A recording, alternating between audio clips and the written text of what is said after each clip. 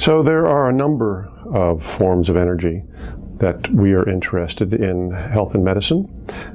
Most of them are in the electromagnetic spectrum. So that'd be things like nervous conduction, the electrical impulses from our brains when we think, and also sound, like the sound I'm making right now, as well as muscular movements. So those are the three basic forms: electromagnetic, sound, and motion.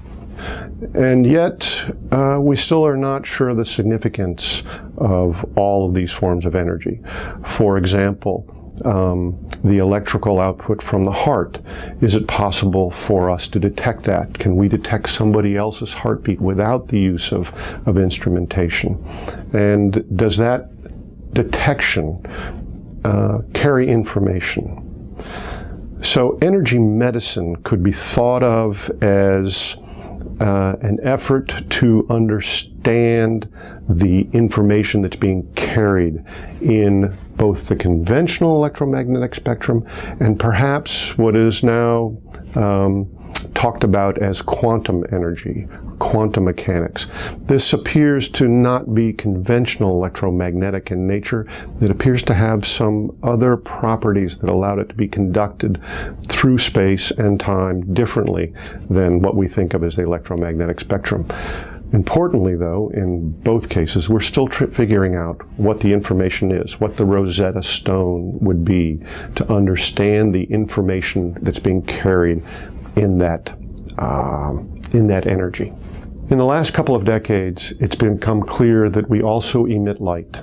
And I know this seems surprising because we don't see it with our eyes. It's a relatively low level of photonic output. But with modern instruments, we can actually measure that. All living things, all living cells, plants, animals, every living thing on this planet actually emits light. That light may be carrying information. And is it possible that acupuncture, that the Chinese system of meridians and acupuncture is actually taking advantage of that light? That information can be understood if you have the right transducers, and you can influence that light by using needles or lasers. In recent times, and that is in the last couple of decades, we've started using lasers for surgery. We also have started using lasers as a form of stimulating acupuncture points. We also use sound for stimulating acupuncture points and pressure. So we talked about the three forms of energy: movement, motion, the energy of movement, the energy of sound, and the electromagnetic spectrum. So light is part of the electromagnetic spectrum.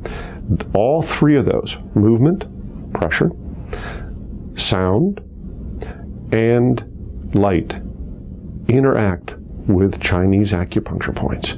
This is frontier research. We do not know if that is true, but it remains a real possibility, and we now have the instrumentation and the knowledge and the willingness to find out.